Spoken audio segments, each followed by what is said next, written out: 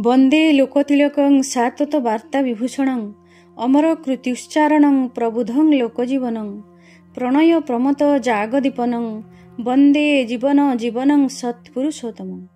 जय गुरु। प्रथमे मोर ए अमृतवाणी चैनल को आपण मानकु समस्त को अनेक अनेक स्वागत जनाउछि। आजिर आलोचनार विषय वस्तु रखिछि सतरे कोन जगन्नाथ ही जीवननाथ। आलोचनाटी अत्यंत गुरुत्वपूर्ण। स्किप न करी शेष पर्यंत देखिले सबकिछि बुझी पारिबे। आपण जदि ए पर्यंत ए चैनल टी को सब्सक्राइब करि नाहंती तेबे चैनल टी को सब्सक्राइब करबा को अनुरोध। आपण मानकर भल पाइबा आ सपोर्ट रहिले मु निश्चिंत भाबरे आगो को जाई परिबी आ आपण मानक पाखरे एही परि वीडियो सबु आनिबा पई प्रेरणा पाइबी। तेबे आसंतु सुनिबा। महाप्रभु श्री जगन्नाथ जे केवल ओडिशावासींकर वंदनीय ता नुहे, से समग्र विश्ववासींकर आउ कोटी ओडियांकर हृदयर मौड़मणि। एबे तांकर विश्व प्रसिद्ध रथयात्रा पर्व समग्र विश्ववासी बहु आनंद उल्लासरे पालन करुछंती। भारतवर्षर पवित्र चारिधाम मध्यरु श्रीक्षेत्र बा पुरी धाम अन्यतम। पुरीर अन्य नाम हेउछि पुरुषोत्तम क्षेत्र और पुरुषोत्तम पुरी। केही केही कहती जे नाम संक्षिप्तीकरण प्रक्रिया माध्यम पुरुषोत्तम पुरीर संक्षिप्त रूप पुरी होइछि। श्री जगन्नाथंकर विग्रह हेउछि निर्गुण ब्रह्मंकर तत्वमूर्ति। श्री मंदिर रे श्री जगन्नाथंकर पूजार्चना एवं उपासना को अनुध्यान कले जणा जाए एहा संपूर्ण मानवीय पद्धति रे जीवंत पुरुषोत्तमंकर उपासना।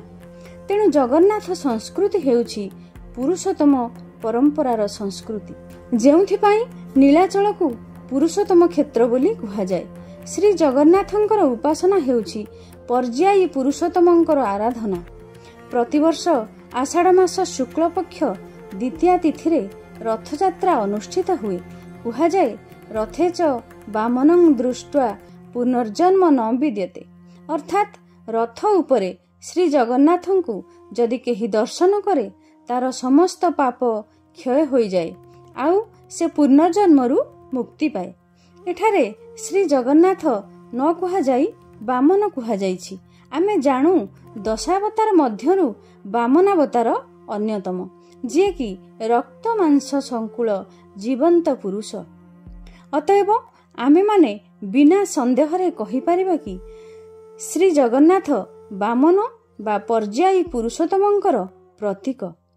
पुरुषोत्तम जुगे जुगे सद्गुरु रूपरे अवतीर्ण होई मनीष को सफल भावरे बंचिबा बढ़िबार कौशल शिक्षा दियंती। से आसंती पूर्व प्रेरित मानकर आपुरयमाण भावरे। पुरुषोत्तम भावधारार श्रेष्ठ प्रवक्ता और वर्तमानर संस्करण हेउछंती श्री श्री ठाकुर अनुकूल चंद्र। तेणु जगतर नाथ श्री जगन्नाथंकु वास्तव भावरे बुझिबाकु हेले जीवनर नाथ श्री श्री ठाकुरंकु गुरु रूपे ग्रहण करिबाकु हेबो। भक्त प्रार्थना करे मन्माथ हो श्री जगन्नाथ हो, मद्गुरु श्री जगत गुरु हो, मदात्मा सर्वभूतात्मा तस्मै श्री गुरवे नमः। अर्थात मोर प्रभु जगतर प्रभु, मोर गुरु जगतर गुरु, मोर आत्मा सर्वभूतर आत्मा, एई ज्ञानदाता गुरुंकु प्रणाम करे। तेणु जिए जीवननाथ से ही जगन्नाथ, जिए जीवनर स्वामी से ही जगतर स्वामी। थरे परम पूज्यपाद श्री श्री बड़दांकु जनैक भक्त प्रश्न करिथिले श्री श्री ठाकुर अनुकूल चंद्र एवं श्री श्री जगन्नाथ देवंक मध्यरे फरक कौन। श्री श्री बड़दा एक शब्द रे उत्तर देले केवल रंगर फरक, अर्थात श्री श्री जगन्नाथ हेउछंती कला और श्री श्री ठाकुर हेउछंती गोरा। श्री श्री ठाकुरंकर मंत्र शिष्य ओडिशार भूतपूर्व मान्यवर मुख्यमंत्री तथा आसामर राज्यपाल श्रीजुक्त जानकी वल्लभ पट्टनायक ठीक एही प्रश्नर उत्तर दियंती जे श्री श्री जगन्नाथ हेउछंती दारु ब्रह्म एवं श्री श्री ठाकुर हेउछंती नर ब्रह्म।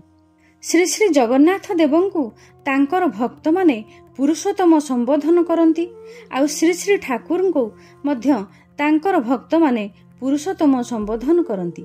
से जड़ ଓ ଚେତନ ଉଭୟଠାରୁ ଶ୍ରେଷ୍ଠ ହେତୁ ପୁରୁଷୋତ୍ତମ। ଶ୍ରୀ ଶ୍ରୀ ଜଗନ୍ନାଥ ଦେବ ଓଡ଼ିଆ ଜାତିର ଆରାଧ୍ୟ ଦେବତା। ସେ ବଡ଼ ଠାକୁର। ତାଙ୍କର ଦାଣ୍ଡ ବଡ଼ ଦାଣ୍ଡ, ତାଙ୍କର ପ୍ରସାଦ ମହାପ୍ରସାଦ, ତାଙ୍କର କ୍ଷେତ୍ର ପୁରୁଷୋତ୍ତମ କ୍ଷେତ୍ର। ତାଙ୍କରି ରଥଯାତ୍ରାକୁ ଜାତି ଧର୍ମ ବର୍ଣ୍ଣ ନିର୍ବିଶେଷରେ ପ୍ରତ୍ୟେକ ଉପଭୋଗ କରିଥାନ୍ତି। ସେ ସଭିଙ୍କର। ସେହିପରି ଶ୍ରୀ ଶ୍ରୀ ଠାକୁର ଅନୁକୂଳ ଚନ୍ଦ୍ର କୁହନ୍ତି, ଜଣେ ମଣିଷ ପାଇଁ ମୁଁ ସାମ୍ରାଜ୍ୟ ତ୍ୟାଗ କରିଦେଇପାରେ। ମଣିଷ ଆପଣା ଟଙ୍କା ପର, ଯେତେ ପାରୁଛ ମଣିଷ ଧର। କିଏ ଅଛ ଆର୍ଯ୍ୟ ଆତ୍ମଜ ସନ୍ତାନ, ମୋତେ ମନୁଷ୍ୟ ଭିକ୍ଷା ଦେବ। କି ଆକୁଳ ଆହ୍ୱାନ ତାଙ୍କର। ତ୍ରେତୟା ଯୁଗରେ ମର୍ଯ୍ୟାଦା ପୁରୁଷୋତ୍ତମ ଶ୍ରୀ ରାମଚନ୍ଦ୍ର, ଦ୍ୱାପର ଯୁଗରେ ଲୀଳା ପୁରୁଷୋତ୍ତମ ଶ୍ରୀ କୃଷ୍ଣଚନ୍ଦ୍ରଙ୍କ ପରେ କଳି ଯୁଗରେ ପୁରୁଷୋତ୍ତମ କ୍ଷେତ୍ରରେ ପ୍ରଭୁ ଶ୍ରୀ ଜଗନ୍ନାଥ ପୁରୁଷୋତ୍ତମ ଭାବଧାରାର ପ୍ରତୀକାତ୍ମକ ଭାବେ ବିରାଜମାନ କରିଛନ୍ତି। ଏଠାରେ ସର୍ବଧର୍ମର ସମନ୍ୱୟ ହୋଇଛି। ଶୈବ, ଶାକ୍ତ, ହିନ୍ଦୁ, ବୌଦ୍ଧ, ଜୈନ, ଖ୍ରୀଷ୍ଟିଆନ ପ୍ରତ୍ୟେକଙ୍କର ତୀର୍ଥସ୍ଥଳରେ ପରିଣତ ହୋଇଛି। ସେହିପରି ଶ୍ରୀ ଶ୍ରୀ ଠାକୁରଙ୍କର ପ୍ରବର୍ତ୍ତିତ ସତ୍ସଙ୍ଗରେ ମଧ୍ୟ ଦେଖିବାକୁ ମିଳୁଛି ସବୁ ଜାତି ଧର୍ମ ବର୍ଣ୍ଣ ସମ୍ପ୍ରଦାୟର ମଣିଷ ପବିତ୍ର ସତ୍ ଦୀକ୍ଷା ଗ୍ରହଣ କରୁଛନ୍ତି। ସମସ୍ତ ସମ୍ପ୍ରଦାୟର ମଣିଷ ଶ୍ରୀ ଶ୍ରୀ ଠାକୁରଙ୍କ ଠାରେ ନିଜର ଇଷ୍ଟ ଦେବଙ୍କର ଆଦର୍ଶକୁ ଖୋଜି ପାଇଛନ୍ତି। ସତ୍ସଙ୍ଗ ଆଜି ଏକ ସାର୍ବଜନିକ ସ୍ଥଳରେ ପରିଣତ ହୋଇଛି। ମଣିଷର ବିଶ୍ୱାସର କେନ୍ଦ୍ର ହୋଇ ଉଠିଛି। ଶ୍ରୀ ଶ୍ରୀ ଜଗନ୍ନାଥ ବାସ କରନ୍ତି ନୀଳାଚଳରେ, ନୀଳ ବାରିଧି ତଟରେ, ନୀଳ ବନାନୀ ଘେରା ପ୍ରାକୃତିକ ପରିବେଶ ମଧ୍ୟରେ। ସେହିପରି ଶ୍ରୀ ଶ୍ରୀ ଠାକୁର ମଧ୍ୟ ସତ୍ସଙ୍ଗ ଆଶ୍ରମ ପ୍ରତିଷ୍ଠା କରନ୍ତି ଏକ ପ୍ରାକୃତିକ ପରିବେଶରେ, ବାଂଲାଦେଶ ପାବନା ଜିଲ୍ଲାର ପଦ୍ମା ନଦୀ ତଟରେ। ସେ ମଣିଷ କାଙ୍ଗାଳ। ପୁଣି ଶ୍ରୀ ଶ୍ରୀ ଠାକୁର ଝାରଖଣ୍ଡ ରାଜ୍ୟର ଦେଓଘରକୁ ଆଗମନ କରନ୍ତି। ଏଠାରେ ମଧ୍ୟ ସାନ୍ତାଳ ପ୍ରଗଣାର ଦାରୁଆ ନଦୀ କୂଳରେ ପ୍ରାକୃତିକ ପରିବେଶ ଭିତରେ ଆଶ୍ରମ ପ୍ରତିଷ୍ଠା କରନ୍ତି। ପ୍ରଭୁ ଶ୍ରୀକୃଷ୍ଣ ଶ୍ରୀମଦ୍ ଭାଗବତ ଗୀତାରେ କହିଛନ୍ତି, ସାତ୍ୱିକ ଆହାର ଗ୍ରହଣୀୟ। ପ୍ରଭୁ ଶ୍ରୀ ଜଗନ୍ନାଥଙ୍କ ମନ୍ଦିରରେ ମଧ୍ୟ ସାତ୍ୱିକ ଆହାରର ପ୍ରଚଳନ ଅଛି। ସେହିପରି ଶ୍ରୀ ଶ୍ରୀ ଠାକୁର ମାନସିକ ସଦାଚାର ଦୃଷ୍ଟିରୁ ପିଆଜ ରସୁଣ ଓ ମାଦକ ଦ୍ରବ୍ୟ ମଧ୍ୟ ବାରଣ କରିଛନ୍ତି। ପ୍ରଭୁ ଶ୍ରୀ ଶ୍ରୀ ଜଗନ୍ନାଥ ଶ୍ରୀମନ୍ଦିରରେ ଜ୍ୟେଷ୍ଠ ଭ୍ରାତା ଶ୍ରୀ ବଳରାମ, ଭଗିନୀ ମା ସୁଭଦ୍ରା, ସ୍ୱୟଂ ପୁରୁଷୋତ୍ତମ ଶ୍ରୀ ଜଗନ୍ନାଥ ମହାପ୍ରଭୁ ବିଗ୍ରହ ଶୋଭା ପାଆନ୍ତି। ପାର୍ଶ୍ୱରେ ଜଗତ ଜନନୀ ମା ମହାଲକ୍ଷ୍ମୀଙ୍କର ଶ୍ରୀମନ୍ଦିର। ପ୍ରଭୁ ଜଗନ୍ନାଥ ପ୍ରତ୍ୟେକ ବ୍ୟକ୍ତିଙ୍କୁ ଆଦର୍ଶ ପରିବାରର ଚିତ୍ର ଦେଇଛନ୍ତି। ସେହିପରି ଶ୍ରୀ ଶ୍ରୀ ଠାକୁର ମଧ୍ୟ ବ୍ୟକ୍ତି ଜୀବନ, ପରିବାର ଜୀବନ, ରାଷ୍ଟ୍ର ଜୀବନର କଥା କହିଛନ୍ତି। ସତ୍ସଙ୍ଗ ଶ୍ରୀମନ୍ଦିର କେନ୍ଦ୍ର ବିହାର, ସତ୍ସଙ୍ଗ ଅଧିବେଶନ ବା ଘରେ ଯୁଗ ପୁରୁଷୋତ୍ତମ ଶ୍ରୀ ଶ୍ରୀ ଠାକୁର, ଲୀଳା ସଙ୍ଗିନୀ ଶ୍ରୀ ଶ୍ରୀ ବଡ଼ମା, ଜ୍ୟେଷ୍ଠ ଆତ୍ମଜ ଶ୍ରୀ ଶ୍ରୀ ବଡ଼ଦା ଓ ଆଜିର ଆଚାର୍ଯ୍ୟ ଦେବଙ୍କର ବିଗ୍ରହ ପୂଜିତ ହୁଅନ୍ତି। ଏହା ଏକ ଆଦର୍ଶ ପରିବାରର ଦୃଷ୍ଟାନ୍ତ। ଶ୍ରୀ ଶ୍ରୀ ଜଗନ୍ନାଥଙ୍କର ଶ୍ରୀମନ୍ଦିରରେ ଆବ୍ରହ୍ମ ଚଣ୍ଡାଳ ପର୍ଯ୍ୟନ୍ତ ମହାପ୍ରସାଦ ସେବନ କରିଥାନ୍ତି। ଠିକ୍ ସେହିପରି ଶ୍ରୀ ଶ୍ରୀ ଠାକୁରଙ୍କ ସତ୍ସଙ୍ଗ ଆନନ୍ଦ ବଜାରରେ ମଧ୍ୟ ସବୁ ସମ୍ପ୍ରଦାୟର ମଣିଷ ଏକତ୍ର ବସି ପ୍ରସାଦ ସେବନ କରନ୍ତି। ଏହା ଆଧୁନିକ ଯୁଗରେ ସାମ୍ୟବାଦର ଏକ ଅପୂର୍ବ ପରମ୍ପରା ସୃଷ୍ଟି କରିଛି।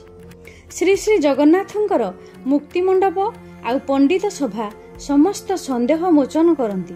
ସେହିପରି ଶ୍ରୀ ଶ୍ରୀ ଠାକୁରଙ୍କ ସତ୍ସଙ୍ଗ ଅଧିବେଶନ ଅନୁଷ୍ଠାନରେ ବହୁ ପ୍ରଶ୍ନର ସମାଧାନ ଓ ସନ୍ଦେହ ମୋଚନ କରିଥାଏ। ମହାପ୍ରଭୁ ଚକାଡୋଳା, ତାଙ୍କ ପରି ଆଉ କେହି ନାହାନ୍ତି ସଂସାରରେ।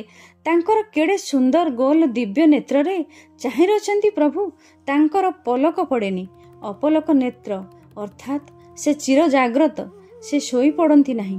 ସେ ଶୋଇପଡ଼ିଲେ ସଂସାର ବି ଶୋଇପଡ଼ିବ, ଅର୍ଥାତ୍ ସମାପ୍ତ ହୋଇଯିବ। ତାଙ୍କ ସୃଷ୍ଟିକୁ ରକ୍ଷା କରିବା ପାଇଁ ସେ ଜାଗ୍ରତ ହୋଇ ଦିନରାତି ଜଗି ବସି ରହିଛନ୍ତି। ସେହିପରି ଶ୍ରୀ ଶ୍ରୀ ଠାକୁର କୁହନ୍ତି, ପୁରୁଷୋତ୍ତମ ଚିର ଅତନ୍ଦ୍ର ଅର୍ଥାତ୍ ଚିର ଜାଗ୍ରତ। ସେ କେବେ ବି ନିଦ୍ରା ଯାଆନ୍ତି ନାହିଁ। ଥରେ ଶ୍ରୀ ଶ୍ରୀ ବଡ଼ଦା ଠାକୁରଙ୍କୁ ଜିଜ୍ଞାସା କରୁଛନ୍ତି ଯେ, ଠାକୁର ଏଇ ଯେ ବ୍ରାହ୍ମ ମୁହୂର୍ତ୍ତରୁ ଇଷ୍ଟଭୃତି କରିବା ପାଇଁ ଆପଣଙ୍କୁ ଅତି ପ୍ରତ୍ୟୁଷରୁ ଉଠିବାକୁ ପଡ଼ିବ।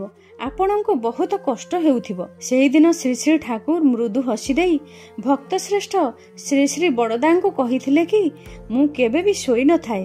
ଠାକୁରଙ୍କ ବିଷୟରେ ଗୋଟିଏ ଛୋଟିଆ ସୁନ୍ଦର କଥା ଅଛି। ଥରେ ଆଶ୍ରମର ଜନୈକା ଭକ୍ତିମତୀ ମା କାଳୀଷଷ୍ଠୀ ମା ପୁରୀ ଧାମକୁ ଯାଇଥିଲେ। ପୁରୀରୁ ଆସି ଶ୍ରୀ ଶ୍ରୀ ଠାକୁରଙ୍କ ନିକଟରେ ସେଠାକାର ସବୁ କଥା ଗଳ୍ପ କରୁଛନ୍ତି। ଶ୍ରୀ ଶ୍ରୀ ଠାକୁର ଅତି ସୁହାଗ ଭରା କଣ୍ଠରେ ତାଙ୍କୁ ପଚାରିଲେ, ତୁ ପୁରୀ ଗଲୁ କେଉଁ ଉଦ୍ଦେଶ୍ୟରେ? ମାଟି କହିଲେ, ଯାଇଥିଲି ଶ୍ରୀ ଶ୍ରୀ ଜଗନ୍ନାଥଙ୍କୁ ଦର୍ଶନ କରିବା ପାଇଁ। ଠାକୁର କିଛି ସମୟ ନୀରବ ରହିଲେ। ତାଙ୍କର ଶ୍ରୀମୁଖ ମଣ୍ଡଳରେ ରହସ୍ୟମୟ ହସର ଆଭା ଫୁଟି ଉଠିଲା। ତାପରେ ସେ ମାଟିର ଆଡ଼କୁ ଚାହିଁ ବାଣୀଟିଏ କହିଲେ, ଜୀବନନାଥଙ୍କୁ ହେଳାରେ ପକାଇ ଜଗନ୍ନାଥ ଦେଖିବାକୁ ଗଲୁ। ଜୀବନନାଥ ହିଁ ଯେ ଜଗନ୍ନାଥ ଅହଙ୍କାରେ ନ ଦେଖି ପାରିଲୁ। ସେ ଜଗତର ନାଥ। ଶବ୍ଦ ଦୃଷ୍ଟିରୁ ଦେଖିଲେ ଜଗତ ଓ ନାଥ, ଏହି ଦୁଇଟି ଶବ୍ଦର ସମ୍ମିଶ୍ରଣରେ ଜଗନ୍ନାଥ। ଜଗତର ଅର୍ଥ ଗତିଶୀଳ ବିଶ୍ୱ ପ୍ରକୃତି। ସେ ବିଶ୍ୱ ପ୍ରକୃତିର ସ୍ୱାମୀ ହୋଇଥିବାରୁ ତାଙ୍କୁ ଜଗନ୍ନାଥ କୁହାଯାଏ। ଏହି ଭାବରେ ଶ୍ରୀ ଶ୍ରୀ ଠାକୁରଙ୍କୁ ଜୀବନନାଥ କୁହାଯାଏ। ଶବ୍ଦ ଦୃଷ୍ଟିରୁ ଦେଖିଲେ ଜୀବନ ଓ ନାଥ, ଏହି ଦୁଇଟି ଶବ୍ଦର ସମ୍ମିଶ୍ରଣରେ ଜୀବନନାଥ ହୋଇଛି। ପୁରୁଷୋତ୍ତମ ଯେତେବେଳେ ଆସନ୍ତି ସେତେବେଳେ ତାଙ୍କର କାରବାର ଜୀବନକୁ ନେଇ। ସେ ଚାହାନ୍ତି ପ୍ରତିଟି ମଣିଷ ଉପଯୁକ୍ତ ଭାବରେ ବଞ୍ଚୁ, ବଢ଼ୁ, ଜୀବନକୁ ଉପଭୋଗ କରୁ। ଶ୍ରୀ ଶ୍ରୀ ଠାକୁର କହିଛନ୍ତି, ମୋର ବାଦର ନାମ ଜୀବନବାଦ। ଜୀବନକୁ ବାଦ ଦେଇ ସେ କୌଣସି କଥା କହିନାହାନ୍ତି। ସେଇଥିପାଇଁ ତ ସେ ଜୀବନର ସ୍ୱାମୀ ବା ସେ ଜୀବନ ନାଥ। ଶ୍ରୀ ଶ୍ରୀ ଜଗନ୍ନାଥ ମହାପ୍ରଭୁଙ୍କର ପାର୍ଥିବ ଗୀତାରେ ଲେଖା ଅଛି, ରୂପରେଖ ମୋର ପ୍ରକାଶ ପାଇଛି, ରେଖ ରୂପ ନାହିଁ ମୋର, କର ଚରଣ ବା ପାଦ ନାହିଁ ମୋର, ଭଜିବ କେଉଁ ପ୍ରକାର, କର୍ଣ୍ଣ ନାସା ନେତ୍ର ନାହିଁ ତ ମୋହର, ଭଜିବ ସେ କେଉଁ ରୂପ, ସଦ୍ଗୁରୁ ଚରଣେ ଯେ ଚିତ ରଖିବ, ତେବେ ଯିବ ତାର ଦୁଃଖ। ଏଣୁ ସଦ୍ଗୁରୁଙ୍କର ଉପାସନା କଲେ ହିଁ ଶ୍ରୀ ଜଗନ୍ନାଥଙ୍କର ଉପାସନା ହୁଏ। ଶ୍ରୀ ଶ୍ରୀ ଠାକୁର ପବିତ୍ର ସତ୍ୟାନୁସରଣ ଗ୍ରନ୍ଥରେ ଲେଖିଛନ୍ତି, ଗୁରୁ ହିଁ ଭଗବାନଙ୍କର ସାକାର ମୂର୍ତ୍ତି, ଆଉ ସେ ହିଁ ଅଖଣ୍ଡ। ତେଣୁ ଜୀବନରେ ଗୁରୁ ଗ୍ରହଣର ଆବଶ୍ୟକତା ରହିଛି।